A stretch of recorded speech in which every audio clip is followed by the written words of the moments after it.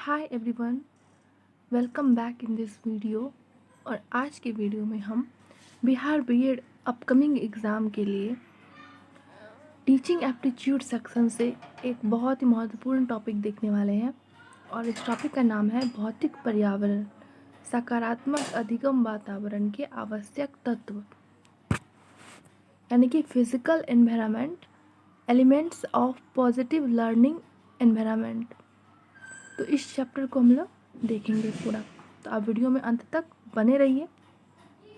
अगर आपको वीडियो पसंद आएगा तो वीडियो को लाइक करिएगा और चैनल को सब्सक्राइब करिएगा। तो चलिए हम वीडियो को फर्दर स्टार्ट करते हैं।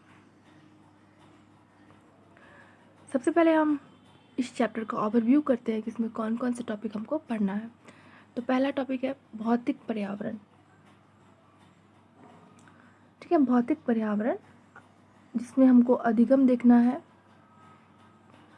अधिगम से संबंधित पर्यावरणीय कारक देखना है हमको। आगे हमको क्या सब देखना है, तो सकारात्मक अधिगम के आवश्यक तत्व देखना है, यानी कि पॉजिटिव लर्निंग के लिए कौन कौन से कंपोनेंट होने चाहिए।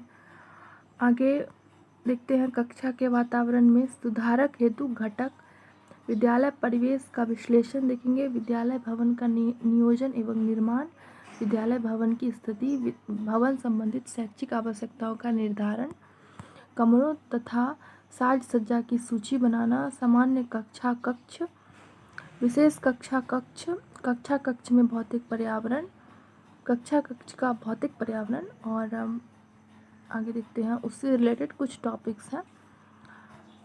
तो इतने सारे टॉपिक दिए गए हैं इसमें, इस चैप्टर में। तो चलिए हम पहले देखते हैं भौतिक पर्यावरण, इनकी फिजिकल एनवायरनमेंट। तो वातावरण का अर्थ पर्यावरण है। वातावरण का अर्थ, एनवायरनमेंट का अर्थ क्या है? पर्यावरण है। पर्यावरण दो शब्दों से मिलकर बना है, परि और आवरण के मिलने से बना है। परि का अर्थ होता है चारों ओर, परि मीन्स चारों ओर, तथा आवरण का अर्थ होता है ढकना। इस प्रकार पर्यावरण का अर्थ होता है चारों ओर से घेरने वाला। प्राणी या मनुष्य जल, वायु, वनस्पति, पहाड़, पठार, नदी, वस्तु आदि से घिरा हुआ है। ये सब मिलकर पर्यावरण का निर्माण करते हैं। मानव विकास में जितना योगदान आनुवांशिकता का है, उतना ही वातावरण का भी है। इसीलिए कुछ मनोवैज्ञानिक वातावरण को सामाजिक वंशानुक्रम भी कहते हैं। व्यवहारवादी मनोवैज्ञानिकों ने वंशानुक्रम से अधिक वातावरण को महत्व दिया है। ठीक है, अब कुछ डिफिनेशंस है, इसको आपको ध्यान में रखना है क्योंकि इससे क्वेश्चन बनते हैं।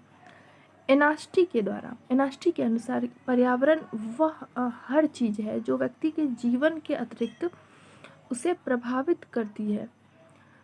क्या है? पर्यावरण वह हर चीज़ है जो व्यक्ति के जीवन के अतिरिक्त उसे प्रभावित करती है।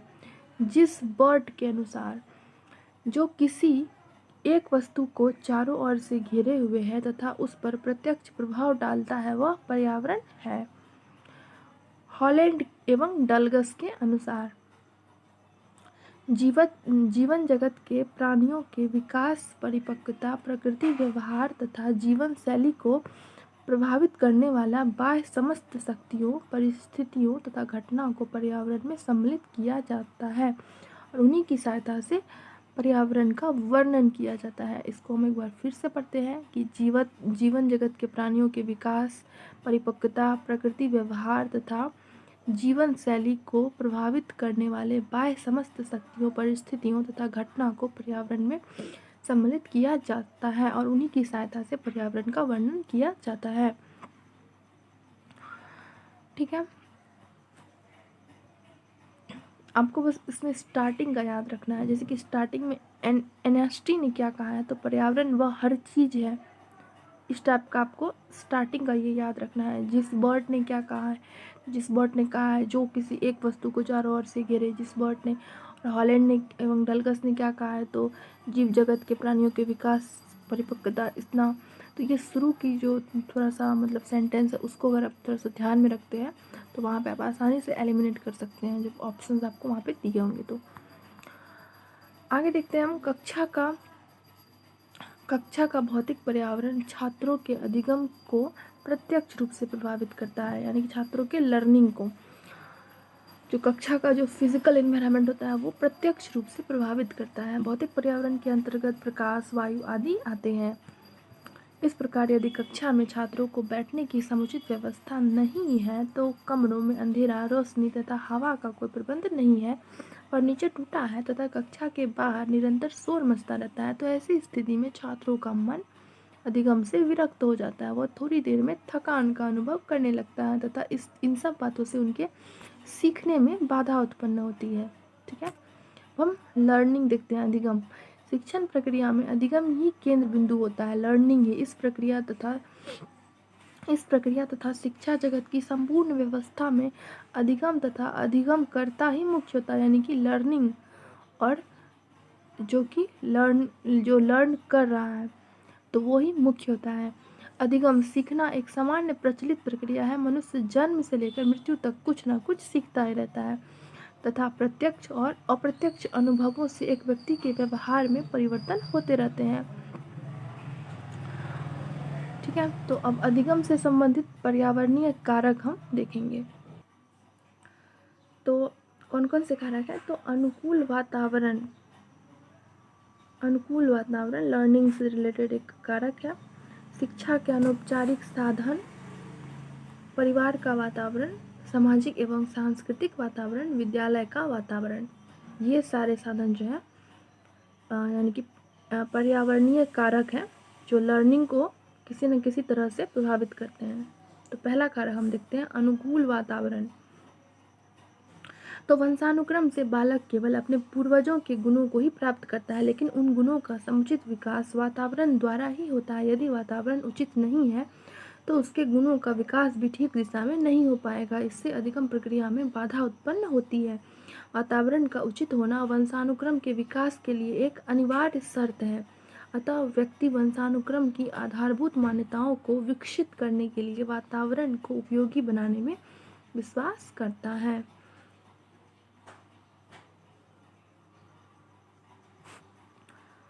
अगला है शिक्षा के अनौपचारिक साधन। तो बालक शिक्षा साधनों द्वारा प्राप्त करता है जो औपचारिक तथा अनौपचारिक होते हैं। इन दोनों ही प्रकार के साधनों का अधिगम पर गहन प्रभाव पड़ता है। शिक्षा के औपचारिक साधनों के अंतर्गत नियमित रूप से शिक्षा प्रदान करने वाली संस्थाएं आती हैं, जैसे विद्यालय। इन संस्थाओं के निर्धारण व निश्चित समय होते हैं, नियम होते हैं तथा प्रदान की गई जाने वाली शिक्षा की पद्धति भी पहले से निश्चित होती है। ठीक है, अनौपचारिक साधनों के अंतर्गत क्या क्या आते हैं? नॉन ऑफिशियल टाइप तरीके से जो हम सीखते हैं तो इसके अंतर्गत कुछ रेडियो से, समाचार पत्र से हम, कुछ चलचित्र से, पुस्तकालय से हम, वाचनालय से और अन्य कार्यक्रम आते हैं जिनका शिक्षा प्राप्ति में अपना अलग ही प्रभाव होता है। अब हम परिवार के वातावरण को देखते हैं। बालक की अधिगम प्रक्रिया पर उसके परिवार के वातावरण का सबसे अधिक प्रभाव पड़ता है। यदि परिवार में लड़ाई झगड़े होते रहते हैं तो ऐसे वातावरण पर बालकों के मस्तिष्क पर बहुत बुरा प्रभाव पड़ता है। सामाजिक एवं सांस्कृतिक वातावरण, छात्रों के अधिगम पर उनके सामाजिक और सांस्कृतिक वातावरण का भी प्रभाव पड़ता है। सामान्यतः सांस्कृतिक वातावरण से आशय व्यक्ति द्वारा निर्मित या फिर प्रभावित उन समस्त नियमों, विचारों, विश्वासों और भौतिक वस्तुओं की पूर्णता से है जो जीवन के चारों ओर से घेरे रखते हैं। सामाजिक वातावरण के अंतर्गत समाज में प्रचलित जितने रीति रिवाज, मान्यताएं हैं, आदर्श है, मूल्य है, स्वयं व्यक्ति की समाज में स्थिति आती है जो उसके अधिगम को निश्चित तौर पर प्रभावित करती है। इसलिए व्यक्ति प्रत्येक सामाजिक परिस्थिति में अनुकूल बनाए रखता है। ठीक है, आगे देखेंगे हम विद्यालय का वातावरण। बालक के प्रभावी अधिगम की दृष्टि से यह अत्यंत आवश्यक है कि उसे एक ऐसी समुचित संपूर्ण परिस्थिति प्रदान की जाए जिसमें सीखने के सभी तत्व और दशाएं विद्यमान हों। इसलिए विद्यालय का संपूर्ण व्यवहार परिवेश इस प्रकार से निर्मित किया जाता है जो विद्यार्थी को पूर्ण संतुष्टि प्रदान करे तथा उसके शैक्षिक उपलब्धि स्तर को ऊंचा उठाने के साथ साथ उसके मनोबल को भी बनाए रखे। विद्यालय की संपूर्ण परिस्थिति कृत्रिम ना लगकर स्वाभाविक होनी चाहिए। ठीक है, आगे देखेंगे हम सकारात्मक अधिगम के कौन कौन से पॉजिटिव लर्निंग के इम्पोर्टेंट जितने भी कंपोनेंट हैं उसको हम देखेंगे। तो पहला है कक्षा की आचार संहिता तथा कक्षा की संस्कृति पॉजिटिव लर्निंग के लिए। शिक्षक की शिक्षण के प्रति लगन। अगला है शिक्षक शाब्दिक अंत प्रक्रिया से सामाजिक तथा भावनात्मक वातावरण, कक्षा पर्यावरण तथा स्वप्रबंधन, छात्रों की क्रियाशीलता तथा उनकी लगन। तो पहला देखते हैं कक्षा की आचार्य संहिता तथा कक्षा संस्कृति। कक्षा की आचार्य संहिता से कक्षा के सभी छात्र अपने को सुरक्षित होने का अनुभव करते हैं। शिक्षक उन्हें प्रोत्साहन देता है जिससे छात्र परंपराओं के प्रति संवेदनशील हो और उनका अनुसरण करें। छात्रों में कक्षा की संस्कृति तथा आचार संहिता का अनुपालन करने में शिक्षक की भूमिका महत्वपूर्ण होती है। कक्षा में एक स्वस्थ वातावरण उत्पन्न होता है। छात्र अपने आचरणों को अपना लेते हैं, अच्छे आचरणों को अपना लेते हैं, उनमें आत्मविश्वास का विकास होता है। आगे शिक्षक की शिक्षण के प्रति लगन। छात्रों के व्यवहार को प्रोत्साहन तथा अभिप्रेरणा दी जाए। शिक्षक के शब्दों में वह शक्ति होती है जो छात्रों के जीवन को बदल देती है। शिक्षक को छात्रों पर निरंतर ध्यान रखना ही छात्रों के व्यवहारों में अपेक्षित परिवर्तन लाता है। शिक्षक को छात्रों की व्यक्तिगत भिन्नता को ध्यान में रखना होता है कि किस छात्र को किस प्रकार प्रोत्साहन दिया जाए जिससे उसे सकारात्मक ऊर्जा मिल सके। आगे है शिक्षक शाब्दिक अंतः प्रक्रिया से सामाजिक तथा भावनात्मक वातावरण। कक्षा का नियंत्रण शाब्दिक अंतः प्रक्रिया तथा मुख मुद्राओं से किया जाता है। शिक्षण का संपादन शाब्दिक अंतः प्रक्रिया से ही किया जाता है। पाठ्य वस्तु के प्रस्तुतिकरण का साधन शाब्दिक अंतः प्रक्रिया ही होती है। शाब्दिक अंतः प्रक्रिया से शिक्षक कक्षा में सामाजिक तथा भावनात्मक वातावरण उत्पन्न करता है जिसमें छात्र अनुभव करते हैं तथा कुछ क्रियाएं करते हैं जिससे व्यवहारों में अपेक्षित परिवर्तन होता है। शिक्षक शाब्दिक तथा अशाब्दिक अंतः प्रक्रिया से कक्षा में समुचित वातावरण उत्पन्न करता है और शिक्षक व्यवहारों को अप्रत्यक्ष रूप में निर्देशित करता है। ठीक है, आगे है कक्षा पर्यावरण तथा स्वप्रबंधन। कक्षा का पर्यावरण सामान्यतः शिक्षक के व्यवहार तथा क्रियाओं द्वारा नियंत्रित होता है और कक्षा प्रबंधन महत्वपूर्ण घटक होता है। शिक्षक का अस्तित्व छात्रों से होता है। कक्षा प्रबंधन में दोनों की साझेदारी तथा भागीदारी आवश्यक होती है। शिक्षक कक्षा में ऐसे प्रविधियों को उपयोग करे जिससे छात्रों की भागीदारी अधिक हो सके और अपनी स्वयं की क्रियाओं से सीखने लगे तथा कक्षा को स्व प्रबंधन की संज्ञा दी जाती है। अगला है छात्रों की क्रियाशीलता तथा उनकी लगन। विद्यालयों में ऐसे विषयों का शिक्षण किया जाता है जिसमें रचनात्मक प्रवाहों को प्रयुक्त किया जाता है। विद्यालय की पाठ्य सागामी क्रियाओं में छात्रों की क्रियाशीलता को बढ़ावा दिया जाता है। विद्यालय में ऐसे कार्यक्रमों का आयोजन किया जाए जिसमें छात्रों की क्रियाशीलता से अधिक अवसर मिल सके। आगे है कक्षा के वातावरण में सुधार हेतु घटक। कौन कौन से कंपोनेंट्स। कक्षा के वातावरण में सुधार लाने हेतु निम्न 4 प्रमुख घटकों का सहारा लिया जाता है। पहला है भौतिक वातावरण या भौतिक घटक, दूसरा है सामाजिक और सांस्कृतिक घटक, तीसरा है मनोवैज्ञानिक घटक और चौथा है मूल्य तथा आचरण संबंधी घटक। पहला घटक देखते हैं। पहला घटक है भौतिक पर्यावरण तथा भौतिक घटक। शिक्षा संस्था में की कक्षा एक प्राथमिक इकाई होती है। कक्षाओं से विद्यालय स्वरूप बनता है। भौतिक पर्यावरण में स्थिति, भवन, मैदान, कक्षाओं का आकार तथा कक्षा में छात्रों की बैठने की व्यवस्था, कक्षा में प्रकाश, हवा तथा सफाई की व्यवस्था, श्यामपट्ट तथा अन्य सहायक सामग्री के उपयोग की सुविधा, शोरगुल से दूरी हो। शिक्षक को इन सभी सुविधाओं का प्रबंधन करना होता है, जिसमें प्राचार्य का सहयोग भी प्राप्त किया जा सकता है। दूसरा है सामाजिक तथा सांस्कृतिक घटक। शिक्षा एक सामाजिक प्रक्रिया और कक्षा समाज का एक लघु रूप होता है। कक्षा प्रबंधन में संबंधों का विशेष महत्व होता है। संबंधों की अंतः प्रक्रिया से वातावरण को उत्पन्न किया जाता है।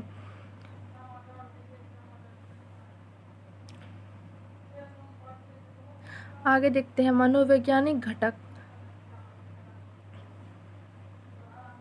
यह कहावत है तथा सत्य भी है कि बिना अभिप्रेरणा के कोई अधिगम नहीं होता। अभिप्रेरणा कक्षा प्रबंधन में सहायक होती है, क्योंकि यह छात्रों को तत्पर तथा सक्रिय रहने में सहायक होती है। शिक्षक कक्षा में छात्रों को शब्दों तथा मुख मुद्राओं से प्रेरणा देता है, जिससे अपेक्षित व्यवहार परिवर्तन में सहायता मिलती है। उच्च कक्षाओं में शिक्षक छात्रों के आकांक्षा स्तर को उन्नत करता है। शिक्षक की शिक्षण में तल्लीनता छात्रों को अभिप्रेरणा देती है तथा छात्र शिक्षण में अधिक क्रियाशील रहते हैं। अगला है मूल्य तथा आचरण संबंधित घटक। यह कक्षा पर्यावरण का महत्वपूर्ण घटक है, जिसका संबंध शिक्षण शास्त्र से अधिक है। शिक्षक की भूमिका प्रबंधन से कहीं अधिक होती है, क्योंकि शिक्षक छात्रों के लिए एक आदर्श होता है जिसका छात्र अनुकरण करते हैं और उच्च मूल्यों को अपनाते हैं। शिक्षक को वास्तव में शिक्षक जैसा ही होना चाहिए। शिक्षक की भूमिका को निर्वहन करना चाहिए। शिक्षक सदैव शिक्षक ही रहता है। शिक्षक का प्रत्येक व्यवहार छात्रों को प्रभावित करता है। आगे देखते हैं विद्यालय परिवेश का विश्लेषण। बहुत से विद्यालय भवन ऐसे स्थानों पर बने हुए हैं जहाँ का वातावरण ना तो शोरगुल से मुक्त है और ना ही कूड़ों के ढेरों से। सीलन और कीचड़ आदि से इन गंदगी के कारण वहाँ मक्खी मच्छरों तथा बीमारियों का प्रकोप निरंतर बना रहता है। देश में लाखों बालक तंग अंधेरी गलियों में स्थित अस्वच्छ एवं अस्वस्थ विद्यालय भवनों में शिक्षा प्राप्त कर रहे हैं। बहुत से विद्यालय टूटे फूटे भवनों में स्थित होने के कारण असुरक्षित हैं। कई विद्यालय ऐसे सड़कों के किनारे पर है जहाँ पर मोटर गाड़ियों, बसों, घोड़ा गाड़ियों, साइकिलों आदि का बार बार आना जाना लगा रहता है और मनुष्यों के जमघट लगे रहते हैं। विद्यालय की स्थापना के लिए ऐसा स्थान कदापि उपयुक्त नहीं है। बालकों की सुरक्षा के विचार से विद्यालय नदी, झील, तालाब आदि के निकट भी न हो तो अच्छा है।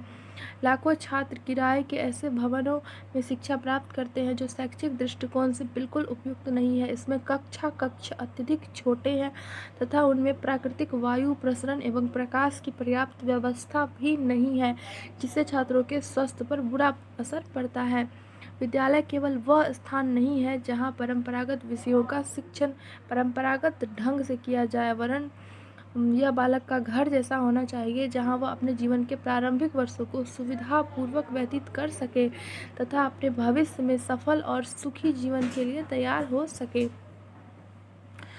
हम आगे देखते हैं विद्यालय भवन का नियोजन एवं निर्माण।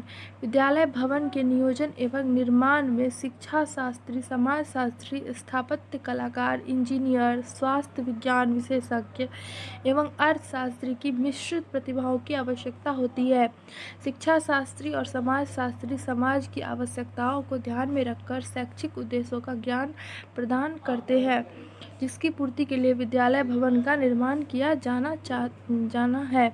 स्थापत्य कलाकार विद्यालय भवन का प्लान प्रस्तुत करने में सहायता देता है। इंजीनियर उपरोक्त व्यक्तियों के विचारों को व्यवहारिक रूप देने में सहायता करता है। स्वास्थ्य विज्ञान विशेषज्ञ स्वास्थ्य रक्षा के दृष्टिकोण से विद्यालय भवन के निर्माण में अपना योगदान देता है। अर्थशास्त्री यह देखता है कि उपलब्ध धनराशि से किस प्रकार अधिकाधिक उपयुक्तता प्राप्त की जा सकती है। हम आगे देखेंगे विद्यालय भवन की स्थिति। विद्यालय के भवन निर्माण के लिए भूमि क्रय करके भी प्राप्त कर सकते हैं और उसको दान स्वरूप भी प्राप्त कर सकते हैं। हम भूस्वामी से सीधे बातचीत करके भूमि खरीद सकते हैं और किसी व्यक्ति के मध्यस्थ बनाकर ही भूमि प्राप्त कर सकते हैं। स्थिति के चयन में विद्यालय का प्रकार प्राथमिक या माध्यमिक, शहरी या ग्रामीण बहुत महत्वपूर्ण भाग लेता है। यदि हम प्राथमिक विद्यालय स्थापित करना चाहते हैं तो हमें उसके लिए माध्यमिक विद्यालय की अपेक्षा कम भूमि चाहिए। कक्ष में संख्या में थोड़े व छोटे होंगे। खेल के मैदान आदि भी उतने बड़े ना हो तो काम चल जाता है। उसकी साज सज्जा भी माध्यमिक विद्यालय की साज सज्जा से भिन्न होती है। विद्यालय चाहे ग्रामीण क्षेत्र में हो या शहरी, परंतु उसकी स्थिति के चयन में जलवायु का ध्यान रखना आवश्यक है। विद्यालय की स्थापना ऐसे स्थान पर की जाए जहाँ की जलवायु न व भूमि ना तो अधिक शुष्क हो न अधिक नम हो। वहाँ का वातावरण केवल सौंदर्यपूर्ण ना हो अपितु अनैतिक, अस्वास्थ्यप्रद एवं अस्वच्छ दशाओं से भी मुक्त हो। आगे है भवन संबंधी शैक्षिक आवश्यकताओं का निर्धारण। विद्यालय भवन को निर्मित करने के विषय में अंतिम निर्णय लेने से पूर्व उस क्षेत्र की संपूर्ण विद्यालय शिक्षा की भवन संबंधी आवश्यकताओं का सर्वेक्षण द्वारा अनुमान लगाया जाना आवश्यक है। सर्वेक्षण करते समय स्थानीय क्षेत्र की वर्तमान ही नहीं बल्कि भावी शैक्षिक आवश्यकताओं को भी ध्यान में रखा जाए। यह निर्णय किया जाए कि विद्यालय भवन में विभिन्न प्रकार के छात्र एवं उसकी कुल कितनी संख्या को तत्काल ही व्यवस्थित किया जाना है। विद्यालय में आने जाने वाले छात्रों के आवास के संबंध में भी निर्णय किया जाए, अर्थात कितने ऐसे छात्र हैं जो प्रतिदिन अपने घरों से विद्यालय आएंगे जाएंगे और कितने ऐसे हैं जिनके लिए आवास की व्यवस्था करनी पड़ती है। कमरों तथा साज सज्जों की सूची बनाना। अगला है स्थापत्य कलाकार या आर्किटेक्ट के पथ प्रदर्शन के लिए विद्यालय प्रबंधकों को प्रस्तावित भवन के कमरों तथा साज सज्जों की पूर्ण सूची तैयार करनी चाहिए। इस सूची का निर्धारण वर्तमान और भावी आवश्यकताओं को ध्यान में रखकर करना चाहिए।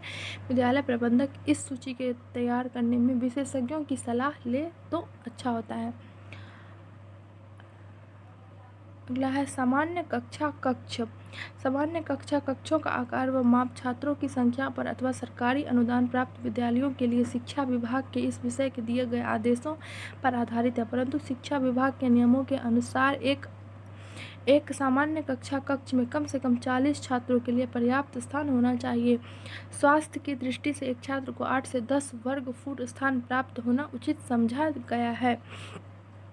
कक्षा कक्ष की संख्या का निर्धारण कक्षाओं एवं उनके खंडों के ऊपर निर्भर करता है। एक सामान्य कक्षा कक्ष में 40 छात्रों के लिए मेज, कुर्सियों या डेस्कों की व्यवस्था हो, परंतु उनकी व्यवस्था ऐसे ढंग से की जाए जिससे शिक्षक प्रत्येक छात्र के पास सरलता से आ जा सके। शिक्षक की मेज या कुर्सी के लिए भी स्थान तंग न हो। प्रत्येक कक्षा कक्ष की दीवार में श्यामपट्ट, शैक्षिक सामग्री रखने के लिए अलमारियाँ, मैप, स्टैंड आदि को रखने के लिए भी समुचित व्यवस्था हो। इसके अतिरिक्त कक्षा कक्षों में प्रकाश और वायु प्रसरण के लिए उपयुक्त व्यवस्था की जाए।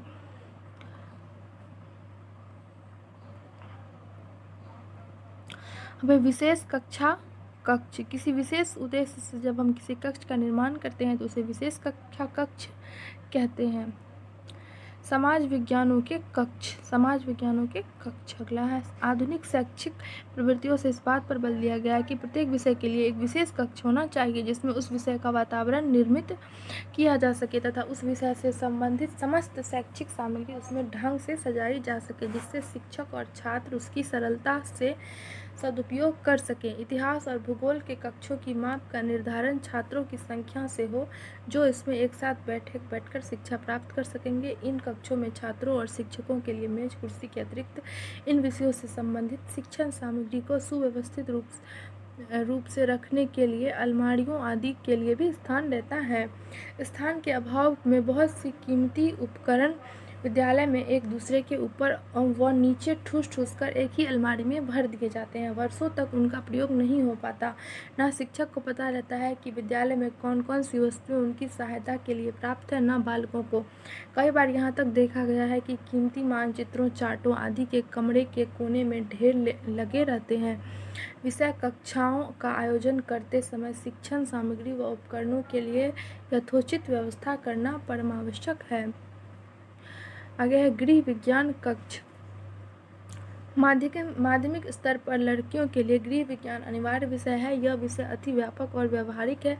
गृह संचालन, पाक विद्या, कपड़ों की धुलाई, सिलाई और कढ़ाई तथा प्राथमिक चिकित्सा एवं गृह परिचर्या आदि सभी इस विषय के अंतर्गत सिखाए जाते हैं। स्पष्ट है कि एक ही कक्षा में इन सबका शिक्षण नहीं हो सकता क्योंकि प्रत्येक की साज सज्जा व उपकरण भिन्न होंगे। इन कक्षों में व्यवहारिक और प्रायोगिक कार्यों के लिए मेज और कुर्सियों का प्रबंध भी भिन्न होगा। कुछ कमरों में चिलमची, सिंक आदि की भी आवश्यकता होगी। गृह विज्ञान विभाग में जब कोई रसोई कक्ष, लॉन्ड्री कक्ष, सिलाई कक्ष, गृह परिचर्या व प्राथमिक चिकित्सा आदि के कक्ष पृथक पृथक न होंगे तब तक इन विषयों का उचित शिक्षण नहीं हो सकता है। अगला है कक्षा कक्ष का भौतिक पर्यावरण। कक्षा कक्ष एक ऐसा कमरा है जिसमें शिक्षक अपने शिक्षणार्थियों को शिक्षा प्रदान करता है। हालांकि बदलते समय के साथ आज कक्षा कक्ष में आधुनिक उपकरणों की विशेषता बढ़ती जा रही है, किंतु फिर भी अच्छे कक्षा कक्ष में निम्नलिखित विशेषताओं का होना अत्यंत आवश्यक है। कक्षा का अर्धवृत्ताकार आकार, ये सारी विशेषताएं हैं। पहली है कक्षा का अर्धवृत्ताकार आकार होना चाहिए। कक्षा कक्ष की माप कैसी होनी चाहिए? कक्षा में प्रकाश की उपलब्धता, हवा, उसके बाद लेखन आधार तथा बैठने का स्थान, कृष्ण फलक और श्यामपट और अलमारियों का स्थान। यह है कक्षा कक्ष का भौतिक पर्यावरण। तो कक्षा का आकार पहला देखते हैं। अर्धवृत्ताकार रूप पश्चिम के कुछ देशों में अत्यंत प्रचलित है। इसमें सामान को आर्थिक सुलभता की दृष्टि से नहीं रखा जाता। मूल्य के परिणामस्वरूप यह अत्यंत हानिकारक है। इसमें केवल एक ही गुण है जिसकी इसमें कक्ष अत्यंत हवादार रहते हैं। प्रयोगात्मक रूप में इस प्रकार को इसलिए नहीं अपनाया जा सकता है क्योंकि इसमें अर्धवृत्ताकार कक्ष एक ही पंक्ति में आबाद नहीं हो सकते। तो या तो सारा भवन वृत्ताकार हो, नहीं तो इसमें अधिक स्थान घेरे जाने की संभावना हो। आगे कक्षा कक्ष की माप। कक्षा कक्ष में होने वाले छात्रों पर उनकी माप आश्रित करती है। इसमें प्रत्येक छात्र को उपलब्ध होने वाली वायु और स्थान पर ध्यान रखना पड़ता है। प्रत्येक छात्र के लिए कम से कम 10 वर्ग फीट और अधिक से अधिक 15 वर्ग फीट स्थान की आवश्यकता पड़ती है।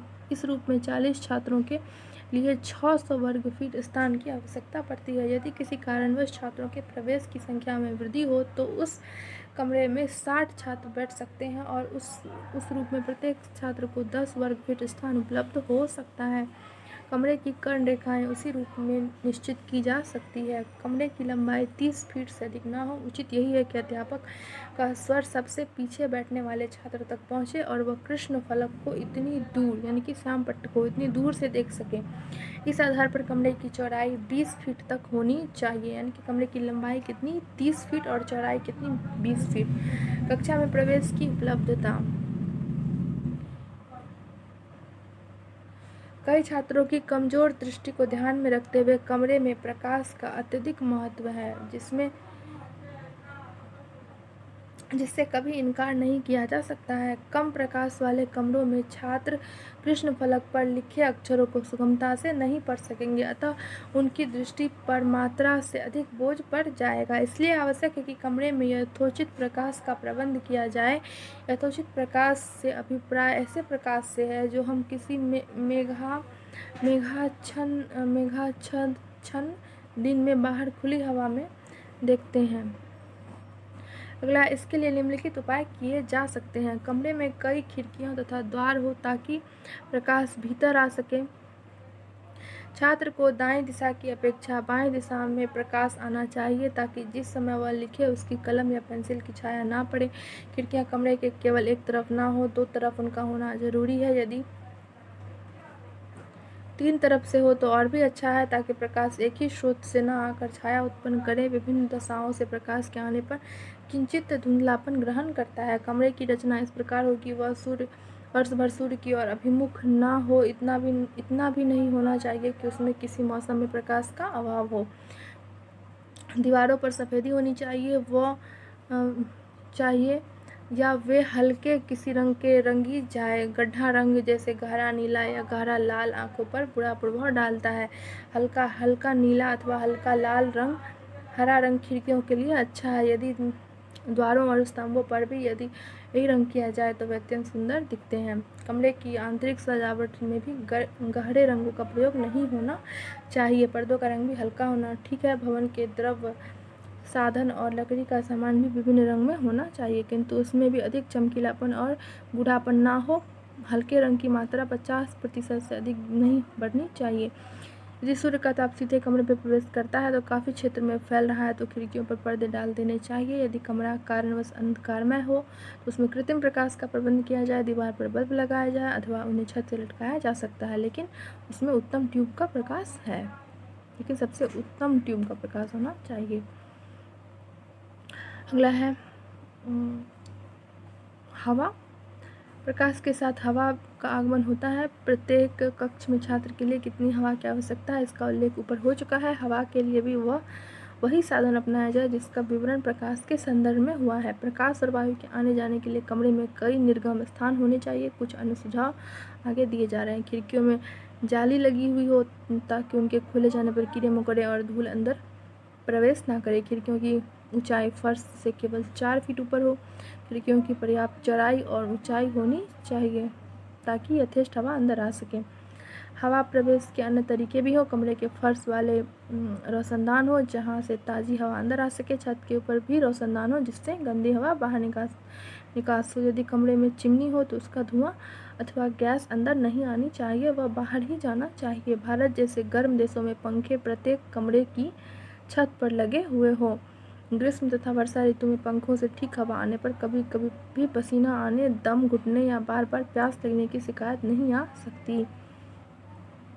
लेखन आधार तथा बैठने का स्थान। भारत के कई प्राथमिक विद्यालयों में यह देखा जा सकता है कि वहाँ छात्रों के लिए नीचे बैठने के लिए चटाइयाँ ही नहीं है। कई माध्यमिक विद्यालयों में ऐसे पीठ रहित और आधार रहित बेंच हैं जो भारतीय विद्यालयों की अपकृति के ज्वलंत प्रमाण है। प्रत्येक वर्ष लड़के ऐसे ही अस्वस्थकर बेंचों पर बैठकर अपने घुटनों पर कॉपियां रखते हुए लिखते हैं। इसके अतिरिक्त कई स्थानों पर बैठकर छात्र दिन भर एक आसन को ग्रहण करते हैं। इसके अतिरिक्त दीवार और लेखन आधारों का पारंपरिक अंतर कहीं नहीं दिखाई देता, अपितु वे एक दूसरे में सटे हुए होते हैं। भारतीय विद्यालयों में इस प्रकार की दुर्दशा का कारण केवल धन का अभाव ही नहीं अपितु विद्यालय के अधिकारी भी समान के संबंध में उसकी स्वास्थ्यदायक प्रकृति वाले सिद्धांतों से अनभिज्ञ हैं। आगे है कृष्ण फलक या श्याम पट्ट।